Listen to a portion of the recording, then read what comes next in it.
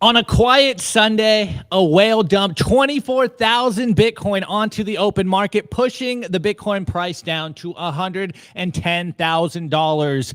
Is this another disgruntled seller cashing out, or is this someone who is strategically trying to knock the price of Bitcoin lower just before the price begins to go parabolic in this generational bull run? Well, we have an interesting rabbit hole for you guys on today's video. Let's dive into it. Oh, actually, I didn't pull it up. Anyways, I'm not alone. I got Nico here chilling. And then, of course, our boy, the one and only Sal. You guys have heard of me talk about Sal here. He is the official, well, I think unofficial, official Simply Bitcoin trainer on today's show. But anyways, let's cover today's story.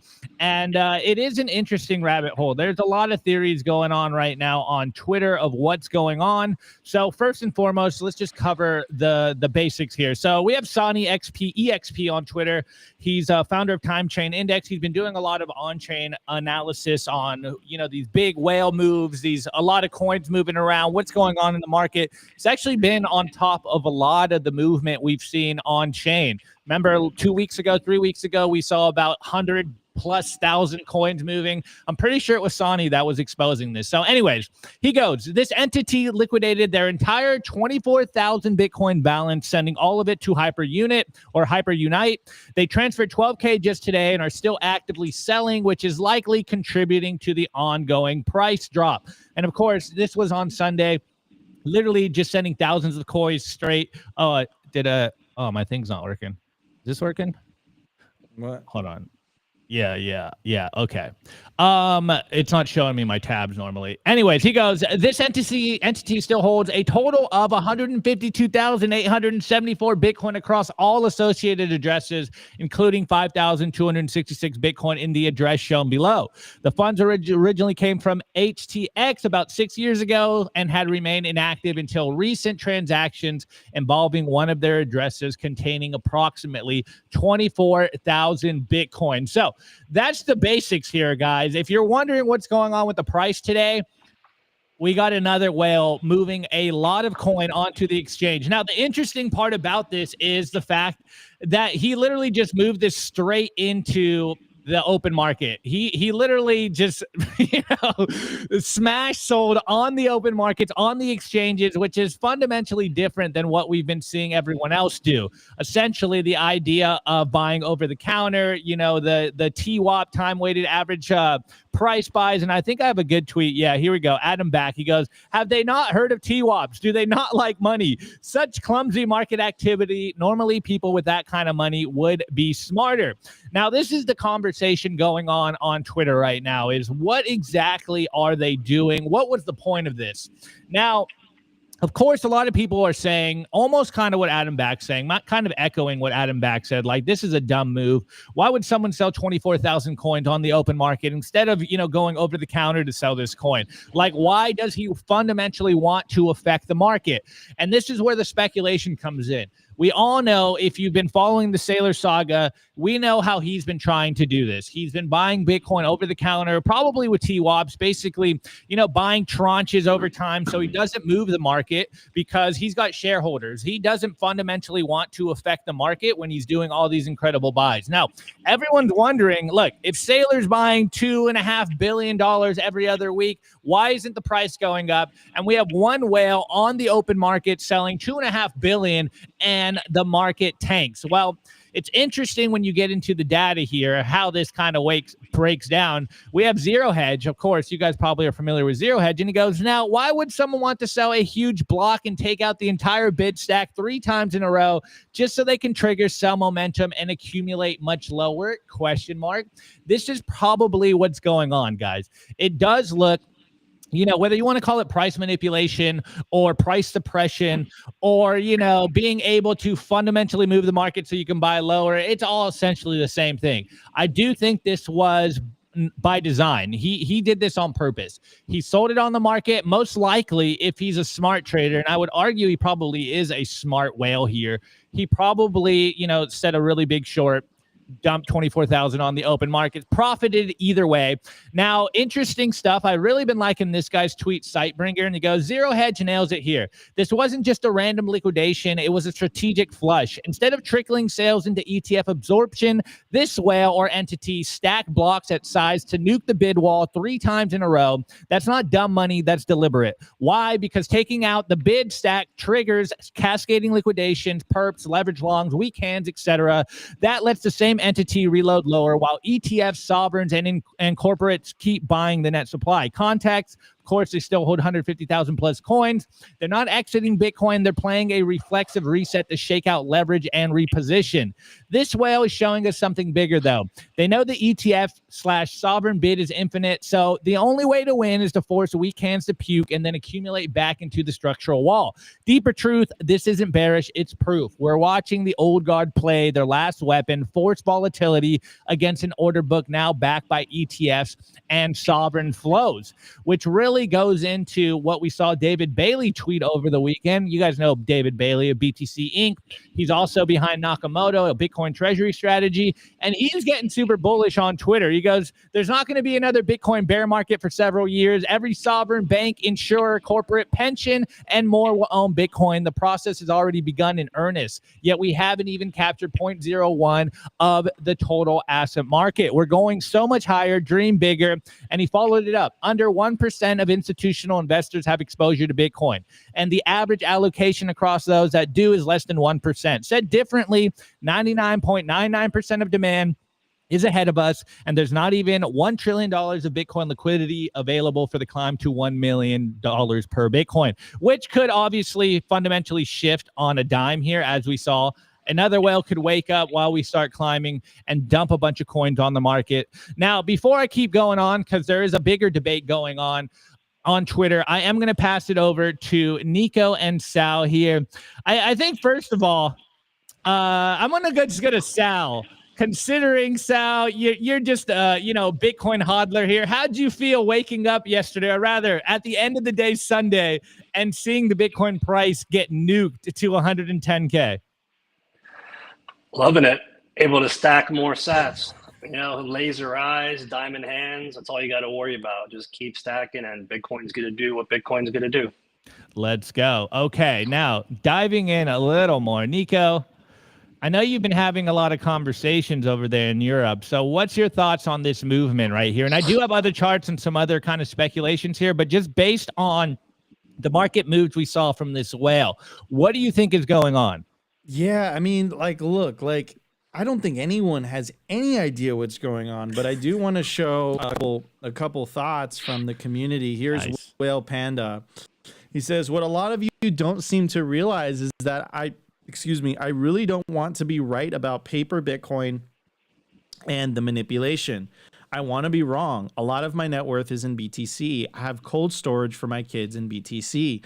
Real Bitcoin in self-custody, not ETFs or treasuries or WBTC, wrap BTC, whatever the hell that means. Look, to me, this is simple. Since the ETFs got approved in January of 2024, Bitcoin has not been performing the way that historically it has been performed. It reached an all-time high before the halving. And that was, of course, due to the ETF.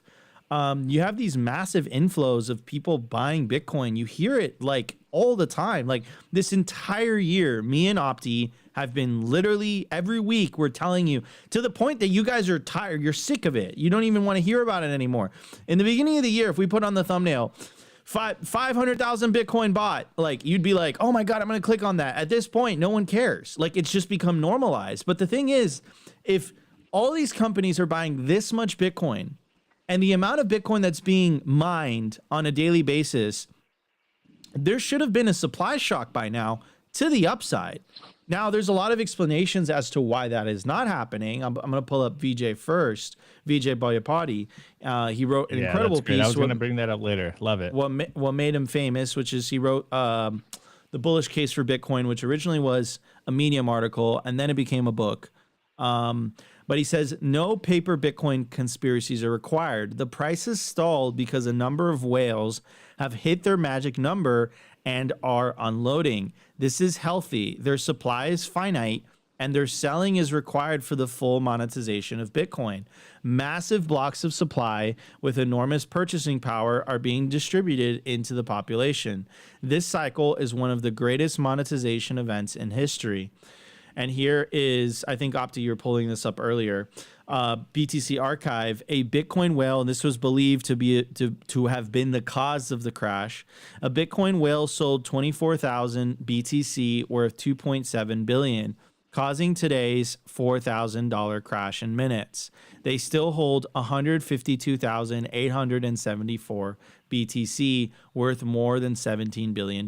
Now, as Sal so astutely pointed out in the beginning of the show before we went live, at that point, you're playing the scoreboard. Like, you know, if you have $17 billion, you know, with $1 billion, that buys you anything you want in terms of being able to upgrade your lifestyle. You know, you can get whatever jet you want, you can get whatever plane you want, you can get whatever boat you want. You know, at $1 billion, you're good. So this is just, I want to accumulate. I want to go higher up in the scoreboard at that point, right? And I think that this person is just, you know, this is market manipulation to dump the market, buy more cheaper Bitcoin.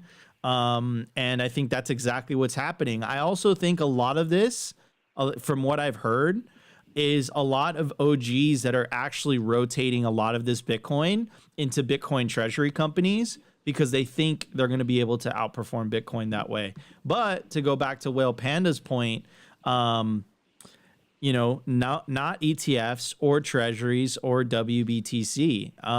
Like, you know, I don't think a lot of this would happen if, you know, these ETFs weren't around. I don't think a lot of this would happen if the treasury companies were around. I feel very certain about that. I think a lot of the treasury companies and a lot of the ETFs took a lot of the liquidity that was meant to be going into Bitcoin. And I think that liquidity isn't actually being used to buy spot Bitcoin. Like, I know the case that VJ is making, that there isn't any, you know, that there isn't any paper Bitcoin. It's just OG selling and whatever. I kind of disagree with that. Like, I've been around this long enough to something feels off is what I'm trying to say. Right. And I'll put it to you guys this way. At the beginning of the year, me and Opti were losing our minds. The live streams were hitting like 1,000 views on YouTube alone, 1,000 live viewers on YouTube alone. We were celebrating the executive order. It was a parade, and we were so excited. And then Trump's inauguration day, the price of Bitcoin was at $109,000. We are here 8 months later, almost 9 months later, and Bitcoin is sitting at $112,000. The all-time high was 125. So from 109 to 125. I'm sorry, that is not a bull market in Bitcoin terms. Like, I know that there's like analysts, and I'm not going to name who they are and whatever, and I have a lot of respect for them, and I'm subscribed to their newsletters, and I love their content. But like, this isn't a bull market. This isn't a bull market. Like, I'm telling you, this is not a bull market. You don't spend 9 months to go from 109K to 112K. That's not bull market. It's like, you guys have to remember, in 2017, the price of Bitcoin started at $1,000 and it ended the year at $20,000. That's a 20x. We haven't even, like, what is this? Like a 3%? 20x is 2,000%. Just to kind of give you guys like a comparison. Now, people have explanations for this. Here's Willy Woo. I'm going to click on that one in a little bit. But here is money or debt. Infinity divided by 21 million. He says cycle. What cycle? Bubbles in 2011, 2013, 2017, 2021 double. and no major one yet in 2025, do not establish statistically robust evidence for a 4-year quasi cycle. Bubble energy and volatility has collapsed. The persistent power law trend is intact. The graph subtracts out the long-term power law trend, and the residuals are in log 10 price and log 10 trend price. Triangles show bubble energy and anti-bubble energy above and below the point, the plus divided negative 0.2 central zone. I don't even know what any of that means. Falling in the noise so far this cycle. I'm just gonna pull this up. Yeah, I mean, the volatility is completely gone, and it has been going on. I would say the 2021 cycle should have been a blow off top if it wasn't for the China mining ban. I would say something weird is happening this cycle, and I think it definitely has to do with a lot of these treasury companies and ETFs. But what do I know? This is above my pay grade. I'm just thinking, but again, like, what is the bell curve opti, right? There's the 80 IQ, and then there's the midwit, and then there's the 135 IQ people. Like, I'm using my, to use Opti's words, my left side of the bell curve type of analysis here, and I'm saying, a lot of this stuff didn't happen before a lot of these ETFs and treasury companies, man. Anyways, here's Willy Woo. I believe this is a thread, and he says, why is BTC moving up so slowly this cycle? BTC supply is concentrated around OG whales who peaked their holdings in 2011. They bought their Bitcoin at $10 or lower. It takes 110K of new capital to absorb each BTC they sell. I mean, that's a pretty good explanation, right? And here's kind of like the distribution. Right. And as you can see, those OGs, they're selling a lot of it. And maybe VJ is right. Maybe this is nice. Maybe we are witnessing the greatest monetization event in history. Or as I was mentioning, and here, let me just finish this with Willy Woo. The differential in cost basis, the supply they hold, and their rate of selling has profound impacts on how much new capital that needs to come in to lift price. You can look at this as BTC going through growing pains until these 10,000x gain investors are absorbed. I mean, I think that's a really good, kind of analysis on that, right? 10,000x. I mean, that's a insane. You're a billionaire essentially, right? So there's two sides of the story, right? There's the left side of the bell curve. These ETFs are kind of being weird, and then there's VJ and Willy Woo saying, like, look, these are OGs.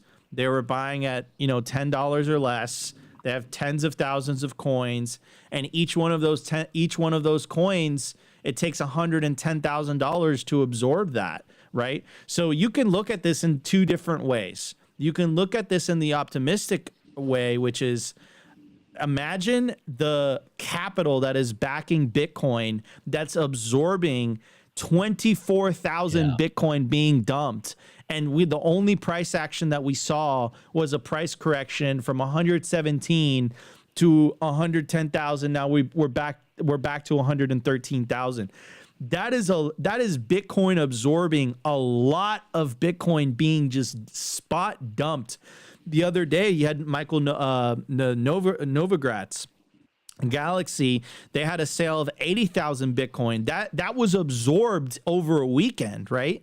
So, I agree with VJ. Eventually, these OGs are just going to run out of Bitcoin to sell, and then you have the next leg up. And the last bit I'll say, because I know I've been on a little bit of a rant here, is the more we cripsolidate, the more we go kind of sideways at these levels, the more stronger the foundation is for when eventually we go up.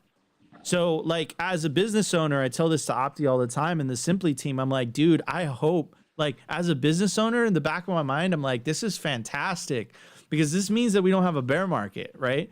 But at the same time, like, as a dopamine addict from the class of 2016, 2017, I'm scratching myself like, dude, like, chasing the dragon, when's this going to come back? Like, our parabola's over, right? Our Bitcoin parabola is over. Let us know down in the chat. Put yes or no in the chat.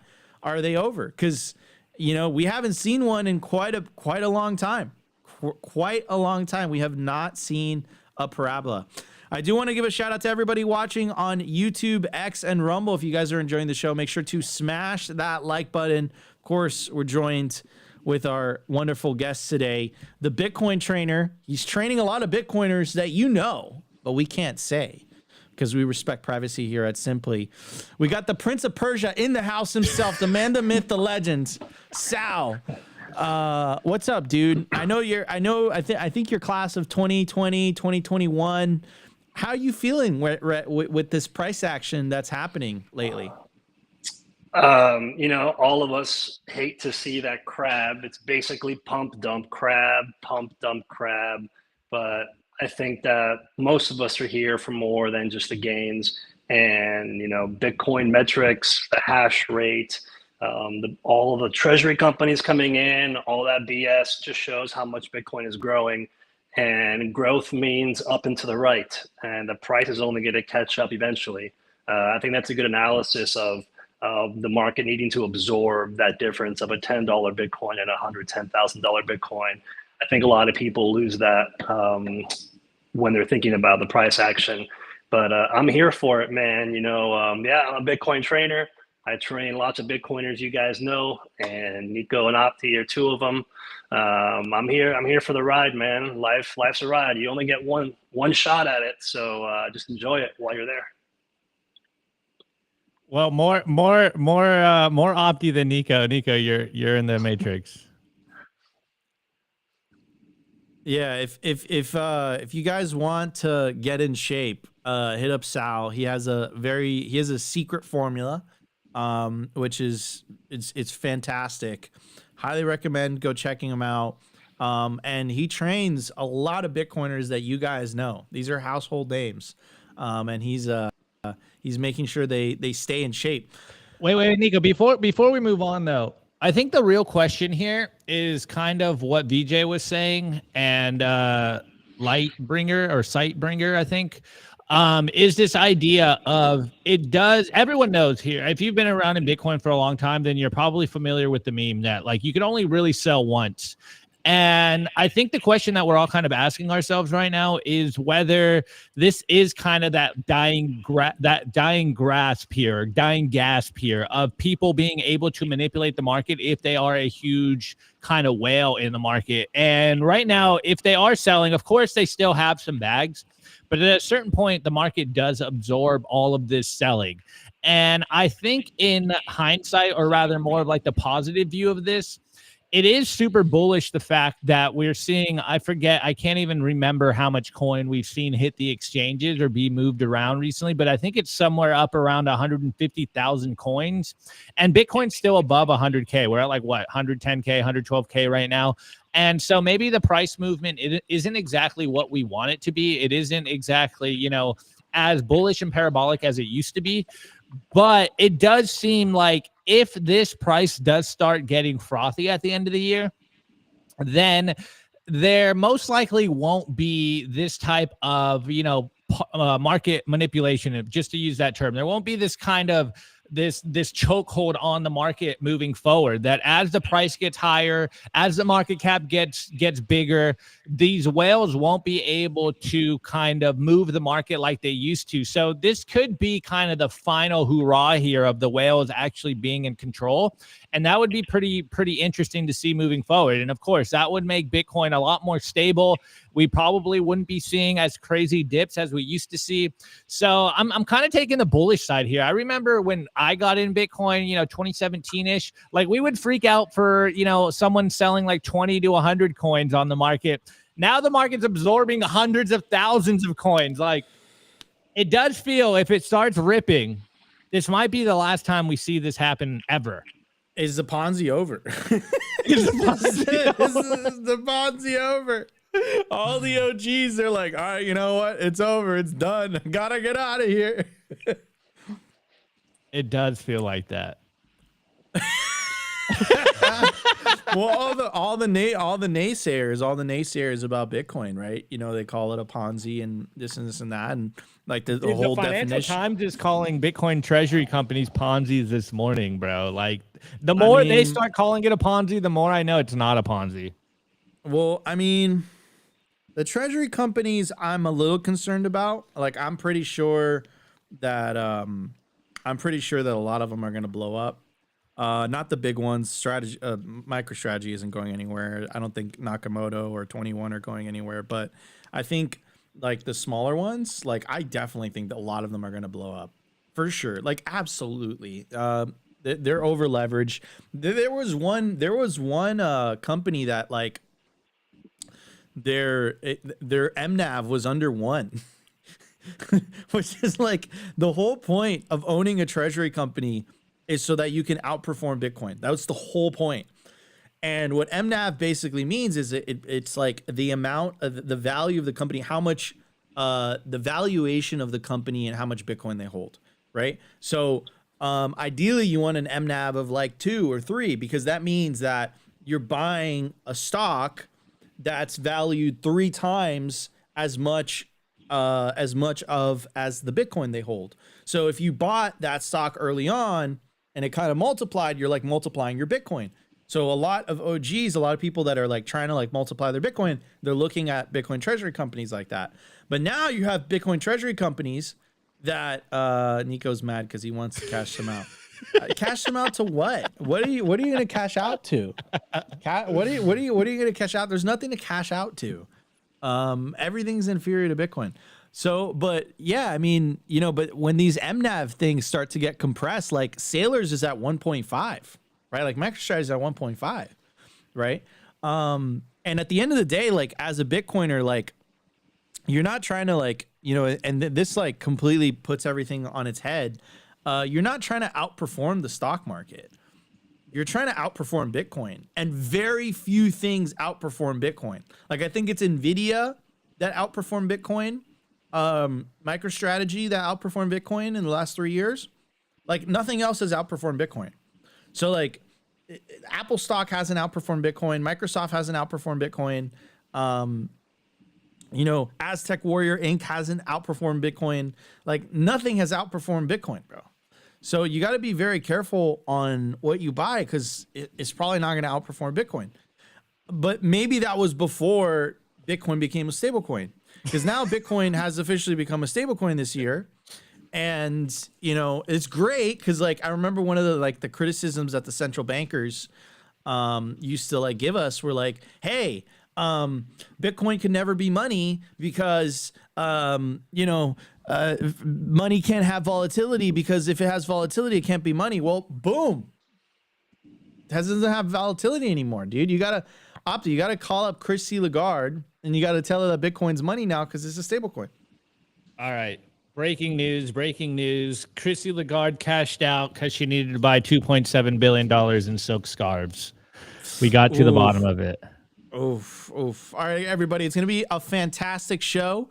I know it is a little bit of a depressing Monday. We crashed from 117 to 112. Actually, I got one more tweet here because you reminded me. It's really not that depressing. Yes, the price is down, but shouts out to this guy. And apparently he's claiming that he's not claiming. He was tweeting the Bitcoin power law on Bitcoin talk forums before it got really like wild.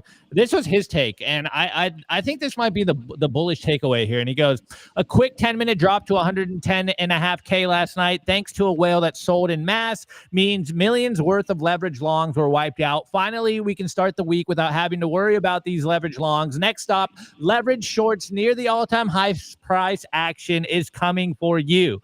So, hey, dude, clearing out the market of these leverage longs right now, we know how this works. You clear the leverage, price starts to rip. Next thing to go is you clear the leverage shorts. Valhalla awaits, Nico. Hopefully, man. Let's see. I'm so chewed up at this point that, you know, I have zero expectations. It's also tiresome. Crab solidation is guys, so tiring. crab solidation. Anyways, guys, help us break 100 likes within the first 45 minutes of the show. If you guys are enjoying Simply Bitcoin Live on Monday, August 25th, smash that like button. We got 440 live viewers on YouTube, about 80 live viewers on Rumble. I don't know why the Twitter numbers aren't going up, Nico, but it is live on Twitter. But we are live on are live on Twitter. I know that. And anyways, if you guys are enjoying the show, smash the like button. Consider following us. And guys, it's gonna be a great show. We have tons to cover. First of all, I have a clip of my interview with Jeff Booth. If you guys haven't saw it, it has like 250,000 views on YouTube. And Jeff Booth, his long-term price expectation is $43 million per Bitcoin. So I'm gonna play you guys that clip, have it loaded up. And then Michael Saylor, breaking news. We're going to be talking about this during the news segment. Breaking news, Michael Saylor has officially acquired 3% of the total Bitcoin supply. Now, is that a good thing? Is that a bad thing? We're going to analyze that. We're going to talk about that. And then during the culture segment, we have the Prince of Persia, Sal, the man himself, in the house today. And he is the Bitcoin trainer. And we're going to be talking about health, Bitcoin, keeping your body in shape. And this is exactly what Sal's for. And that's why he's here today. So it's going to be a fantastic show, guys. Stay tuned. Before we jump into it, I do want to give a very special shout out to Simply Bitcoin's lead sponsor. Simply Bitcoin would not be possible without our sponsors. And I want to give a very special shout out to our lead sponsor, which is the best place, your automatic self-custody Bitcoin stack, bitcoinwell.com. Now, why do we recommend Bitcoin Well here at Simply Bitcoin? Well, because it's a non-custodial on-ramp. What does that mean? That means that when you buy Bitcoin on Bitcoin Well, as soon as the funds clear, go straight to your self-custody Bitcoin wallet address. They don't even give you the ability to leave the money on the exchange, which perfectly aligns with our ethos, because self-custody is the revolution. If you're a higher net worth individual looking to buy $50,000 worth of Bitcoin or more, and you're part of a family office, you're part of a trust, an organization, and you want a tailored white glove service where you can call or text your own Bitcoin Well Infinite representative, you got to go check out Bitcoin Well Infinite. To get started, go to bitcoinwell.com/OTC today. All right, everybody, we have tons to talk about. We'll be right back. We're going to hit the numbers segment.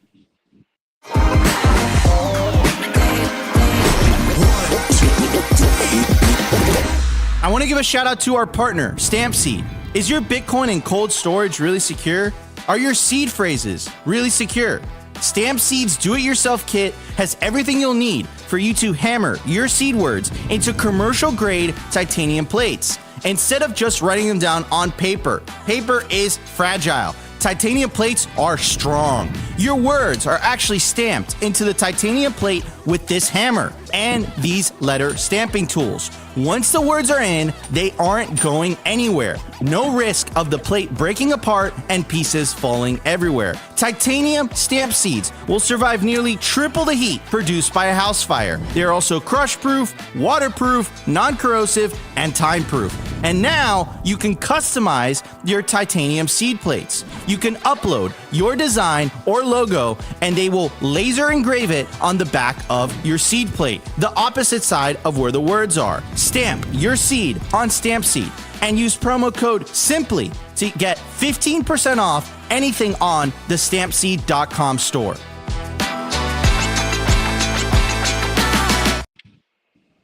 All right, everybody, we are back.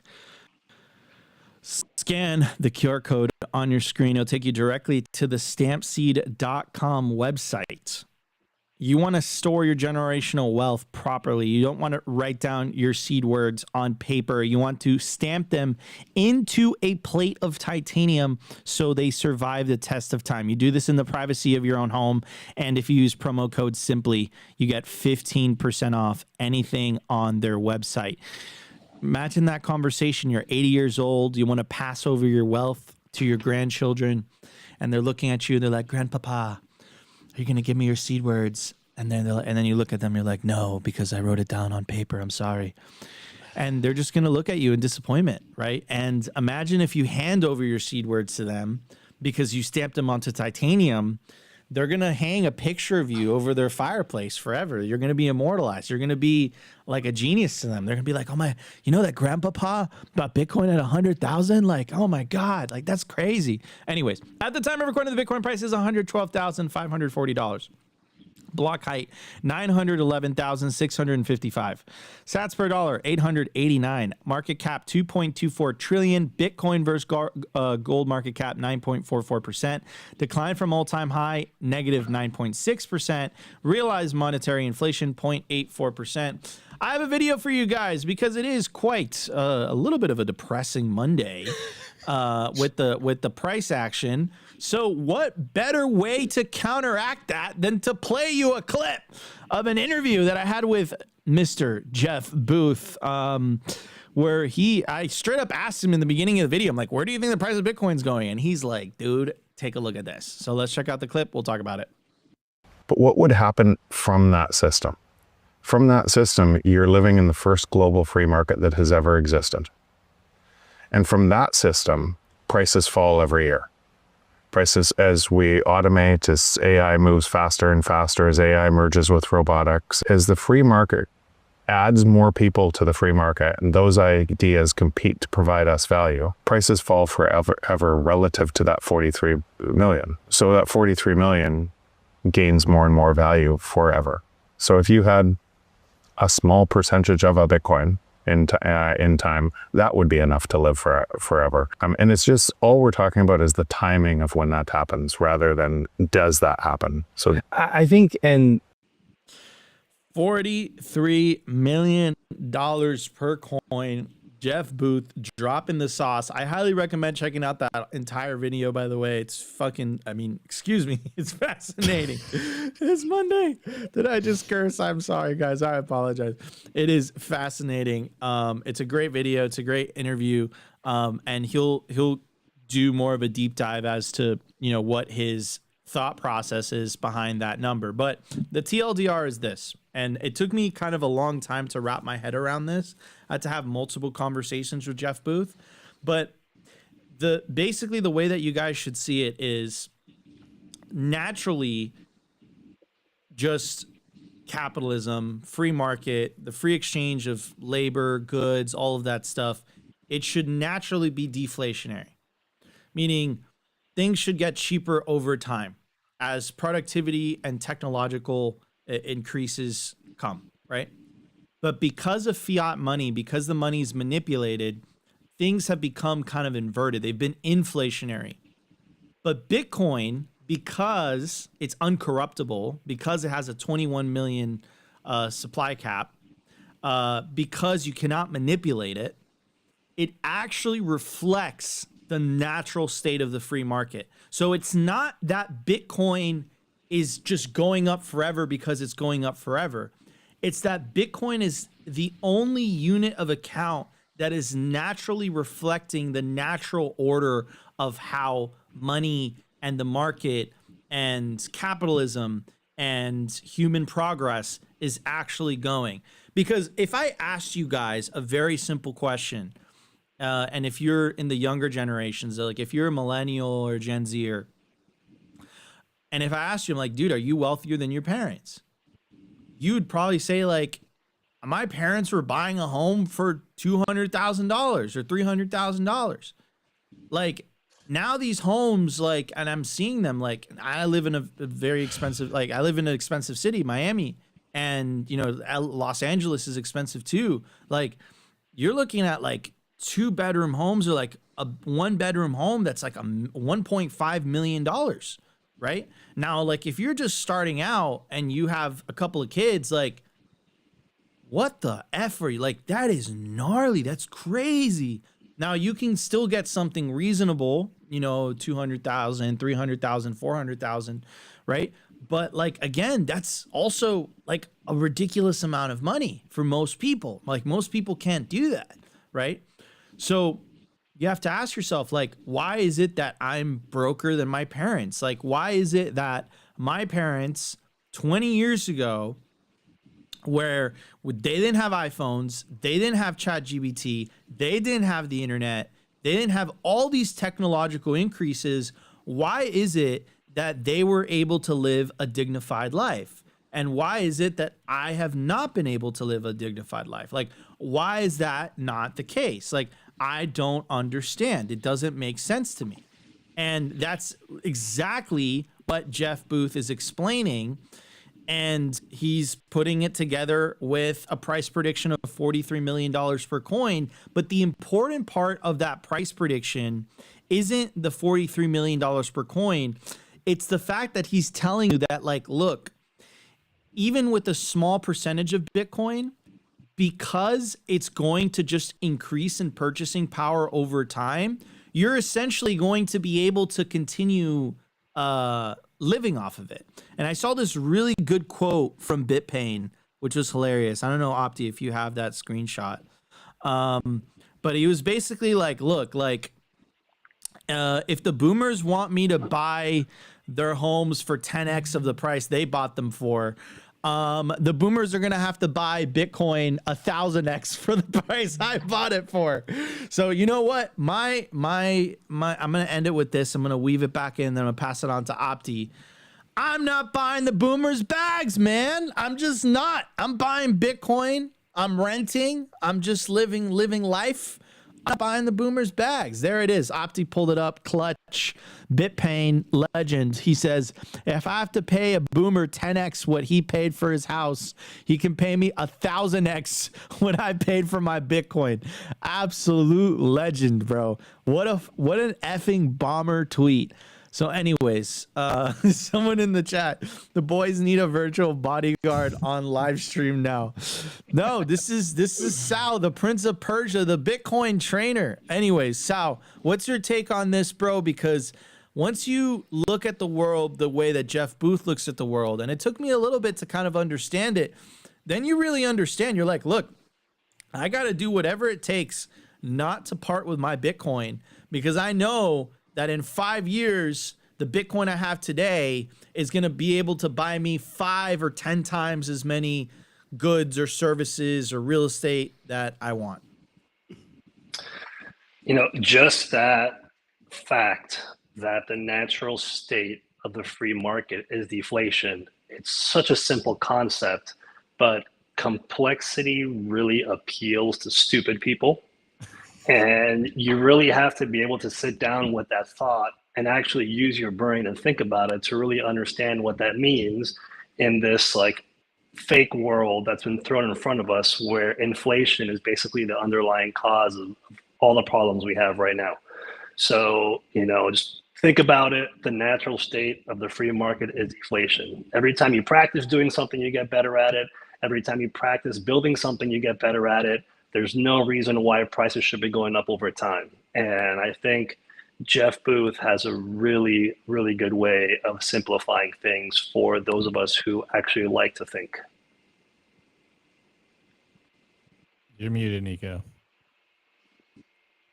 One in the chat too said, Nico, why do you dislike boomers? I don't dislike boomers. My parents are boomers. Gary Leland is a boomer. Lawrence Lepard is a boomer. There's a lot of boomers that I absolutely love. They're great. They're fantastic. I know there's boomers that watch our show. I love you guys, but as a whole, and it was actually Senator Lummis that said this when I interviewed her, as a whole, that generation didn't really do the younger generations a solid. Now, it's not a collective guilt. It's not like, you know, and they're just acting out of their own interest. Like I don't blame them. It's human nature, right? So like I guarantee you in 20 years, right? You know, when me and Opti are boomers, or whatever, or the millennials are looked at as boomers, the younger generations are gonna be like, you know, like F those guys. They were buying Bitcoin at 10,000. Like, you know, like I don't like them. Like, what do you mean 100,000 Bitcoin? Like, that's crazy. Like, now I have to pay $2 million for Bitcoin. Like, what a scam.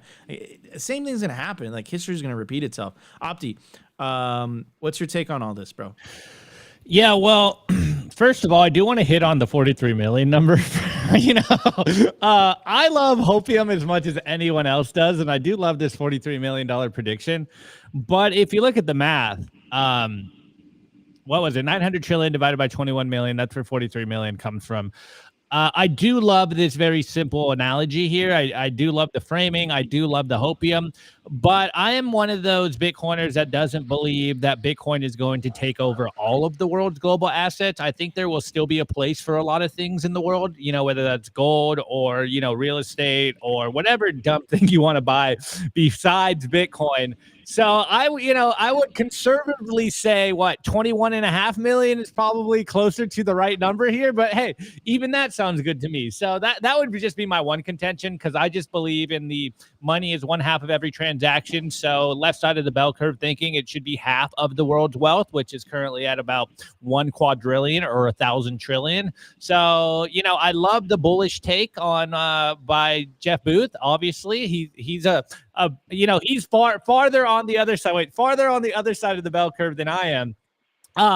But his idea of deflation is the natural state of the free market. I totally believe in that. We see that playing out in technology. Like, your iPhones get cheaper every year. Technology just constantly gets cheaper every year, except our cost of living gets more expensive. And that's because of inflation.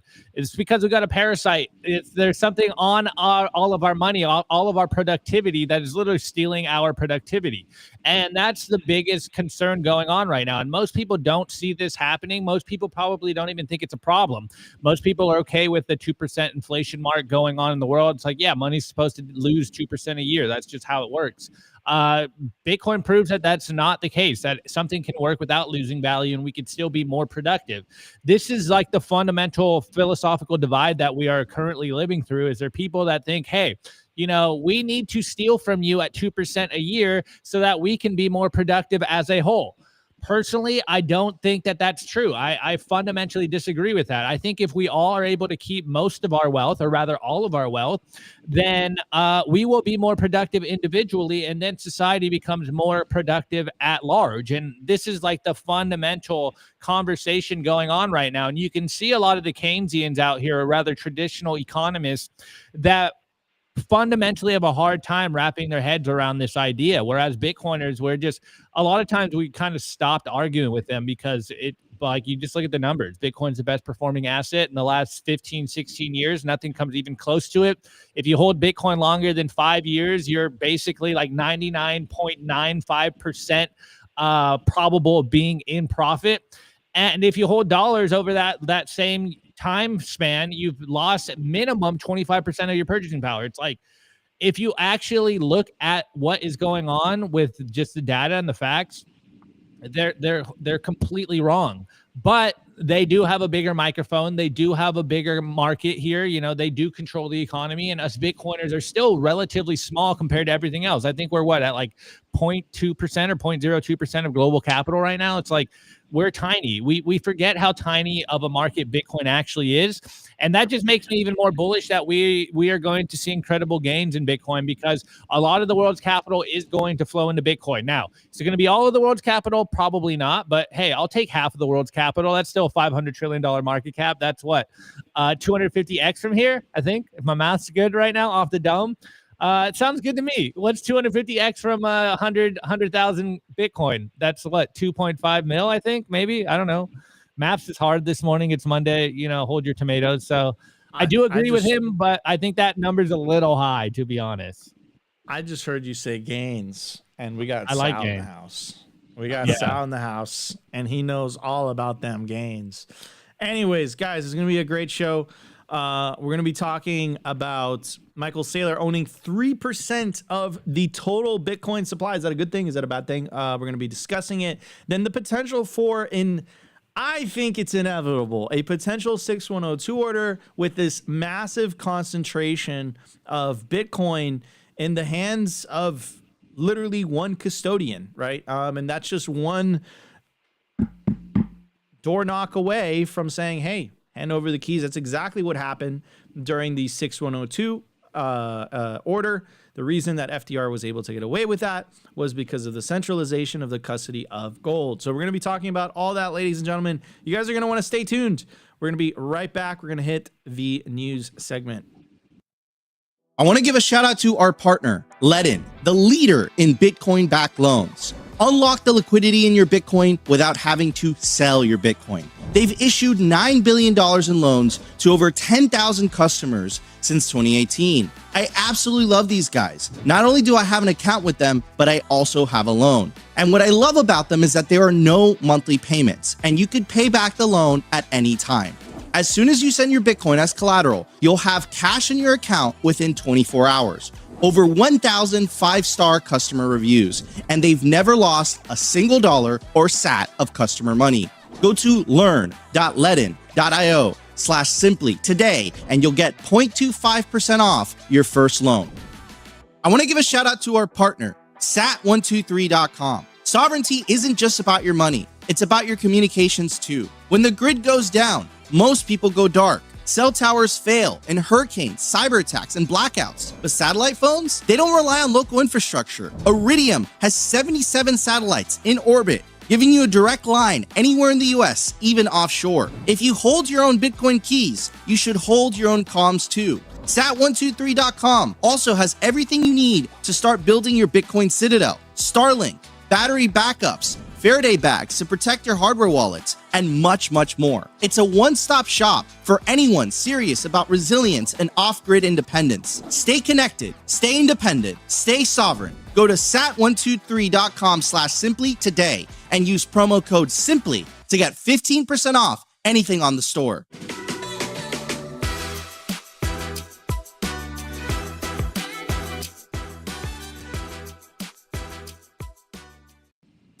All right, everybody, we are back. Anyways, I literally just saw this and I thought it was hilarious, and I have to share it with you guys because it's really funny. It kind of proves my point. But I really just saw this on my timeline, and here's BitPay. And he says, "Dear boomers, we can rent and stack Bitcoin longer than you can remain alive. Either you drop your ask or we'll save our bid for your estate sale." And then here's a post of Zero Hedge. Housing pipeline is hopelessly clogged up. Compilations are plugging us as inventory of homes for sale remains at record highs as buyers bulk at sticky prices. And then this, I found this hilarious. Someone replied, "Stack away. I'm having my home raised upon my death, you entitled clown." By the way, boomers didn't have a say, just as you don't. We all been played. Just don't play the victim. Thank you for making my point for me. Like, dude, like, this is crazy, bro. You know, the funniest thing about this is every time you bring this up, it like everyone freaks out. So what's that saying? You know, the flak is hardest over the target or whatever. It's every time we bring this up, it's like everyone loses their shit in the chat. Like, it's crazy, dude. It's like, dude, I'm not paying 1.5 million for your home. Like, I'm not doing it. You're like, dude, you're not getting that 10x from me, bro. I'm not buying your bags. Oh man. So BitPay is spot on here. Anyways, Michael Saylor. This is the news that I just got sidetracked a little bit because I saw that. I thought it was hilarious. Michael Saylor, Bitcoin is on sale. Again, this is the tracker that indicates how much Bitcoin MicroStrategy has bought. One thing to point out, though, is that, dude, most of this buying literally has happened on the tops. So Saylor's like the rest of us, but just like a billionaire instead, right? But yeah, like most of this buying has happened in the tops. Like look at that bear market stuff, man. Barely, not that many buys, just like the rest of us. We all don't have cash. Anyways, so that's the news. Michael Saylor obviously is buying more Bitcoin, and it officially Strategy now owns 3% of the Bitcoin supply. Now, normally, I would say, you know, first of all, as a Bitcoiner, I don't like it. You know, it's Bitcoin. Anyone could do whatever they want with it. I would prefer for not as much Bitcoin being concentrated in such just one entity. I'd rather it be distributed. But at the end of the day, like if people are willing to sell their Bitcoin to Michael Saylor, then so be it, right? But the reason I don't like it is twofold. Number one, such a concentration in one entity, like, what is it like? What does that do for the like? What are the implications of that? Like, you know, like it's like if you buy 100% of something, you know, like, does it have value, right? Like, at what point does it like not to? At what point does it start to become counterintuitive, right? Like, at what point, like at what percentage is it like, okay, like I want 10% of the supply and then 90% everybody else owns, and like that's the best return. But like, what if he owns 25? I don't think he'll get to 25%, but I'm just saying this for argument's sake. What if he gets to 25% of the supply? Does it make sense for everyone to, you know, own the other 75%? I don't know. That's above my pay grade. That's not what I want to talk about today, but just a thought. Where I am concerned, and this is a real concern just because of the historical context, is when there is such a concentration of supply owned by an entity, and that entity custodies their Bitcoin with Coinbase, which custodies the Bitcoin of the majority of the ETFs, of the majority of the Bitcoin that a lot of these companies own. They're all custodied with Coinbase. And that is not a good thing. This, I'm taking you guys back in time to the infamous 6102 order. This was an executive order signed April 5th of 1933, where President FDR forbade the, quote, hoarding of gold coin, gold bullion, and gold certificates within the continental United States. At the time, in the years that followed, this policy was highly controversial, and it faced criticism from those who asserted it was completely immoral and a flagrant violation of solemn promises made in the Gold Standard Act of 1900. Now, think about it from just like, you know, first principles perspective.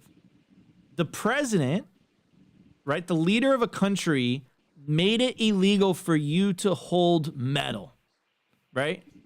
Like, if you just break it down and you just simplify it, that's what they did. Now, why did they do that? They did that because the United States was in a pickle, right? It was in a pickle. The rationale, the stated reason for the order was that hard times had caused hoarding, right? Hoarding sounds very similar to hodling, does it not? Of gold, stalling economic growth and worsening the depression. So think about it this way, just for a second, right? They're printing an ungodly amount of money in an unsustainable fashion, right? This is not sustainable. Lynn Alden, nothing stops this train.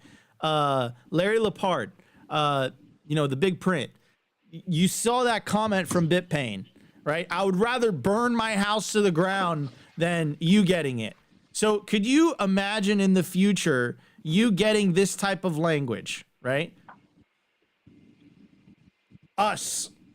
We are concerned about the holding of Bitcoin because it's stalling economic growth and it's worsening the depression that we caused because we inflated the money supply. Like, that's not a stretch. That's not a stretch at all, right? That's like, you know, it's like, this is not the current fiscal path of the United States. It's not sustainable. It's not sustainable. It's just not sustainable. We're starting to feel the effects of that, right? The wealth inequality in society is growing. You see the M2 money supply. No one's buying the bonds. The bonds are being bought by the Federal Reserve itself. Eventually something cracks. And then when something cracks, inevitably what happens is, this is the type of stuff that happens. Governments switch back to a hard money standard. But if they don't have that hard money standard to switch back to, what happens, right? This is the type of situation that happened, right? So yeah, just switch the wording. The stated reason for the order was that hard times have caused the hodling of Bitcoin, stalling economic growth and worsening the depression. You could see the exact same. You just switch the words. It's basically the same thing. And I'm not the only one to think this way, by the way. Here's Alex Gladstein agreeing to Turtle Post. The U.S. government now owns 10% of Intel. Could this also happen to the companies custodying Bitcoin? Here's what we wrote in our most recent report. That said, the historic risk to custody Bitcoin remains. At the moment, it is probably a very low risk, given the current administration's posture and the broader institutional trend. But that could change and will depend on which jurisdiction investors reside in. History shows that measures once thought extreme can quickly become popular under the right pressures. A future administration, especially in the context of out of control budgetary deficits and escalating domestic and military conflicts, might take a more adversarial stance. In such a scenario, large stashes of Bitcoin that are held in heavily regulated onshore entities would be considered, quote, low-hanging fruit, and thus the most vulnerable to confiscation or forced rehypothecation in order to borrow cash. So let me translate that for you, because this is what happened during the 6102 order. They stole the gold, and in return, they gave paper. Right. And the offset was crazy, like the way that they pulled it off. Like, check this out. In 1934, the Gold Reserve Act was passed, changing the statutory gold content of the US dollar from $20 to $35 an ounce. This effectively devalued the dollar, reducing the amount of gold required to back US currency, enabling the Federal Reserve to expand the money supply. And mind you, this was before Richard Nixon took us off the gold standard. They did the same thing. This is what I'm trying to tell you guys. So if we are to kind of summarize it all up, right? And then I'll pass it on to Opti to hear his point, right? So today we need to talk about something that sounds straight out of a collectivist playbook. The US government now owns about 10% of Intel. That's right. Washington converted nearly $9 billion in so-called CHIPS Act grants into actual equity, which means the federal government is now a major shareholder in one of America's largest tech companies. There's many, many different words for that, right? How do I say this in the most inclusive, nice way possible? Yeah, I'm sure you guys have heard the phrase, seizing the means of production, right? This is not capitalism. It's creeping state ownership. And history shows us what happens when governments blur the line between public money and private enterprise. There's a word for that, actually. It starts with an F. You get cronyism, distortion, and eventual control. It looks a lot less like America and a lot like the state-run industrial policies we supposedly oppose. The government is not meant to run a corporation. The government is not, that is not the role of government. The goal of government is to protect private property, to keep law and order. The role of government is not to get into business. That is the role of the individual. History has shown the more freedom the individual has to take risks, to become an entrepreneur, the more prosperous a society is. History has shown the more control a government takes over the economy, the less prosperous that economy is. So what does this matter for Bitcoin? Why should you guys care? Because it shows you exactly how desperate the government is willing to get when backed into a corner. We've seen this before. In 1933, Executive Order 6102 forced Americans to hand over their gold to the government. Could they try something similar with Bitcoin? They can't reach it in cold wallets, but they could absolutely target US exchanges and ETFs, where custody is centralized. If the state ever gets into a bind, the easiest move is to 6102 the Bitcoin sitting on regulated exchanges and say they're doing it for national security. That's where MicroStrategy, now called Strategy, comes in. They hold 3% of all Bitcoin in existence, about 630,000 coins. If regulators wanted to pressure one corporate entity that represents a massive slice of supply, they already have their target in sight. So here's the takeaway. Government now owns 10% of Intel. Don't be shocked if one day they move on Bitcoin held inside the system. If your Bitcoin is on an exchange, you don't really own it. Only self-custody, only cold storage keep you outside of their reach. History doesn't repeat, but it sure does rhyme sometime. 6102 happened once, and this Intel deal proves the state is still very comfortable picking up winners and seizing control. Don't let them seize yours, which is exactly why we advocate for self-custody every single day on Simply Bitcoin. Anyways, Opti, 3% of the supply of Bitcoin and Coinbase's Bitcoin and the ETF Bitcoin. Now I know why the Trump administration is not so interested in stacking the Bitcoin. These companies are stacking the Bitcoin for them. All it needs is just one executive order and that Bitcoin becomes theirs, right? Because that's what FDR did. I'm just saying. Like, yeah, why pay for something if you could just make an order and it's yours? Well, and going a little deeper, BlackRock and Strategy combined hold about 6.5% of the total Bitcoin supply currently. So, you know, there's a couple of avenues and companies that they could potentially, nationalize or take a stake in as they're framing this. And if you think we're just kind of speculating or putting our tinfoil hats on, remember what they said in the Digital Working Assets group that just came out a couple of weeks ago. They literally said, or rather Scott Bessent said it very publicly. Yeah, we're not going to buy anymore, but we are very interested in confiscating your coin. I don't know. Look, I know we're speculating. I know this is kind of maybe you could say fear mongering at this point. I don't think so, dude. That's what I was been gonna around say. here a minute. Yeah.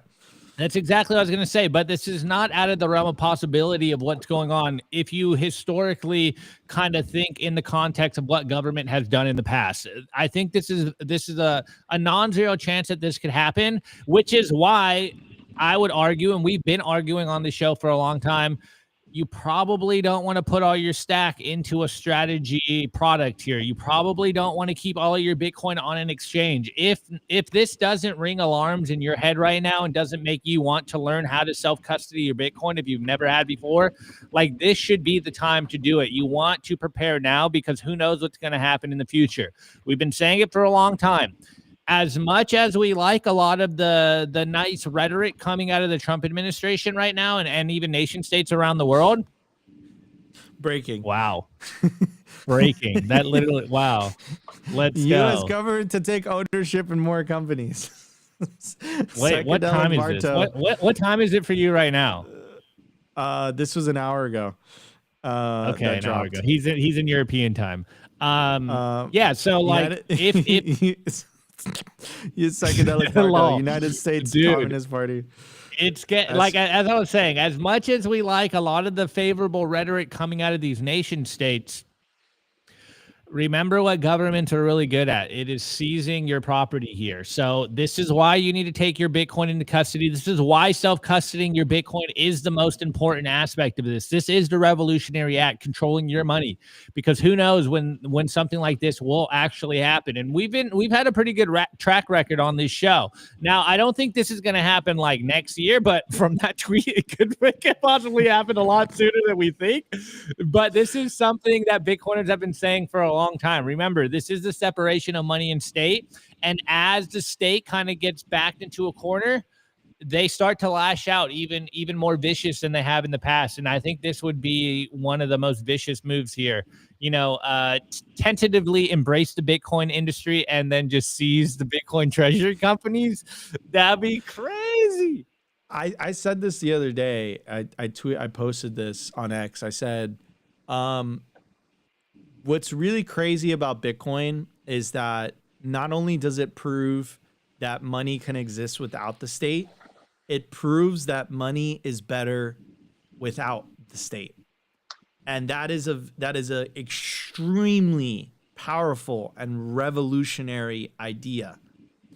And you have to understand that there's a tremendous amount of power the state has from being able to control money.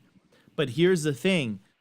The citizens gave the state that power. We empowered the state because there was no other way to do money. There was no other, like, you know, there was different versions of it, but it seemed like the best way was to give the power to the government so that the government would be the issuers of money, right? Because we trusted the government. We had democratic control over the government.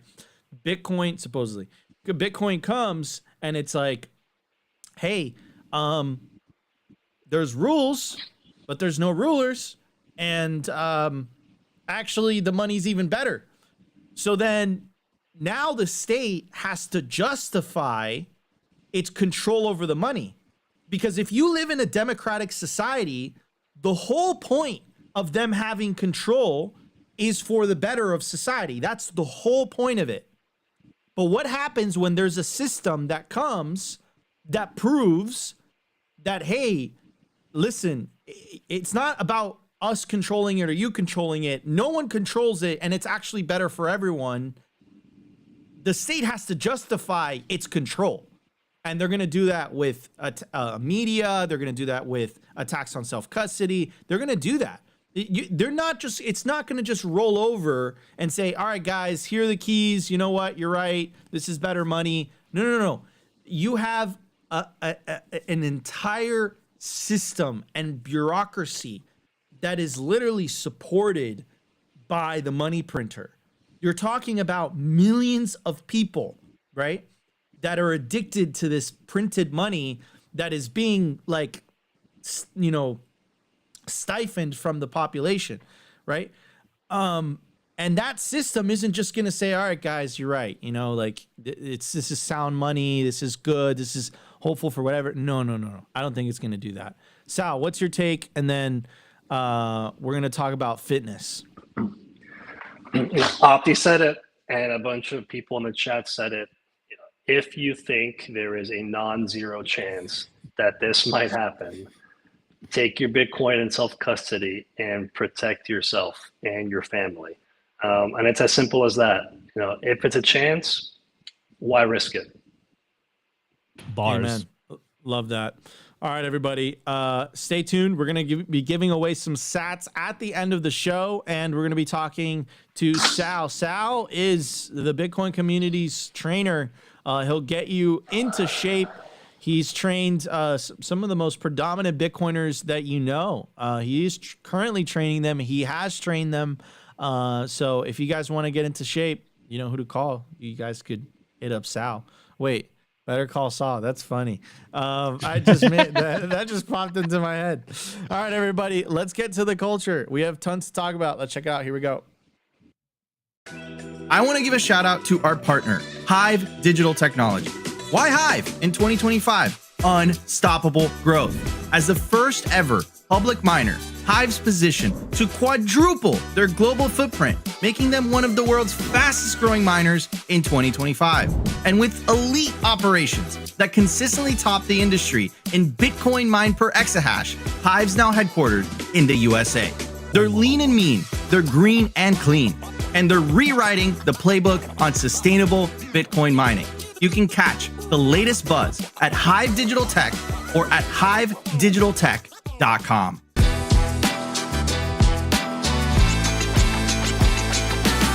I want to give a shout out to our partner, bitcoinben.io.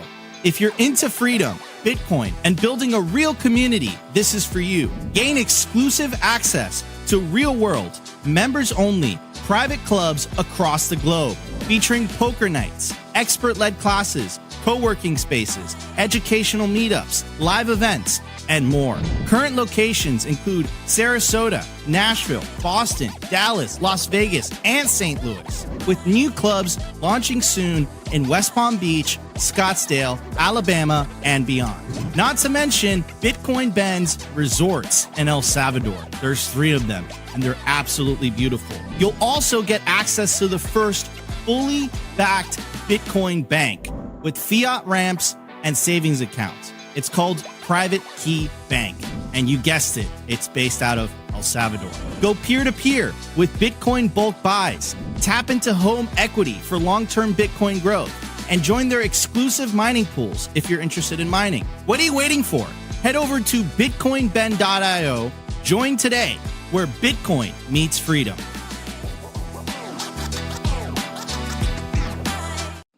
All right, Sal.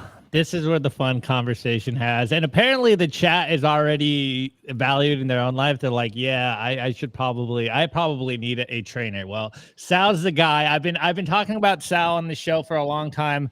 You'll see me on the show and I will be sore and saying Sal's been kicking my ass. This is the Sal I am talking about. He's our dude here. I've been saying the official trainer of Simply Bitcoin for over a year now. And I want to start, Sal. We do have me as, the guinea pig here. I am Sal's e-girl here. So I do have some pictures and stuff and training and all that good stuff.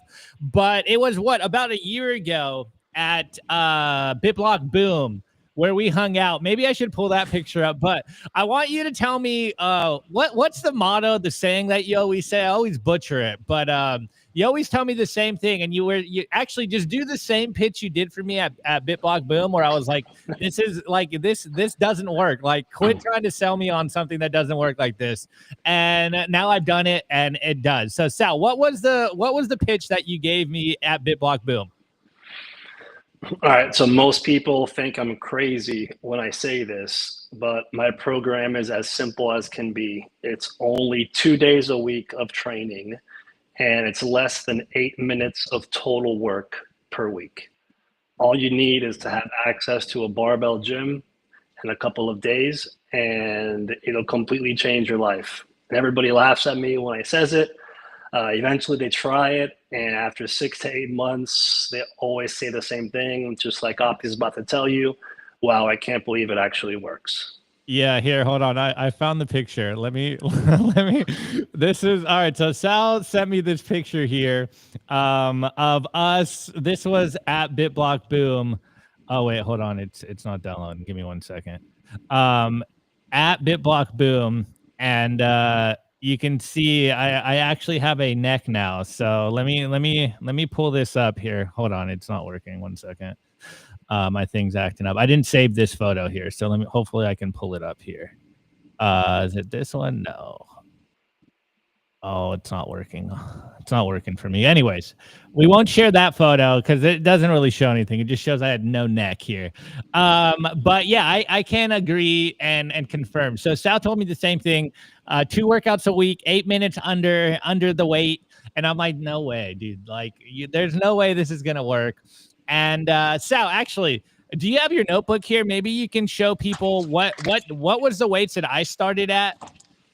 Tell them the official. This is how weak I was. All right, a year ago when I started with Sal. So we do three workouts. We do squats, overhead press, and deadlifts. And as you get more advanced, we'll probably pull in some benching in there. So Sal, what were the numbers that I started with? And then we'll show them what I got to in a year of two a day or 2 a week, basically. Okay, so what it comes down to is 3 sets of 5 squats, 3 sets of 5 overhead presses, and 1 set of 5 deadlifts. You do that twice a week, progressive overload. You add weight every workout. And Opti actually started June 17th last year. Now, just some context, when I met Opti, he was kind of losing some stubborn body fat, and he wanted to get down to 185 pounds before starting to lift. So I gave him time. I said, all right, I'll call you in a few months. I got it.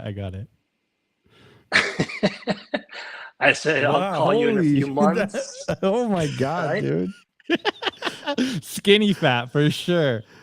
And then he said he was ready to get started on the program. And in the first 10 months we worked together, he went from 185 pounds to 220 pounds. So he put on 35 pounds of body mass. Most of it was lean body mass, probably 80%, 20% body fat.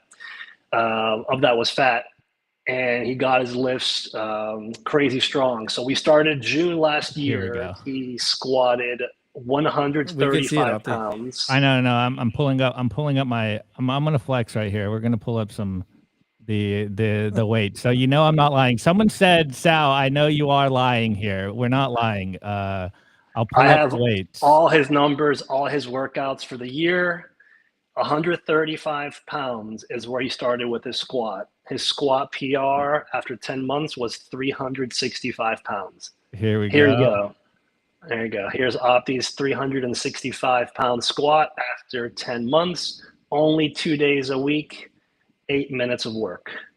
Okay, there's the squat. PR, it's heavy. Okay, and then we'll pull over. Here's the overhead press. What did I start here? Was like 65?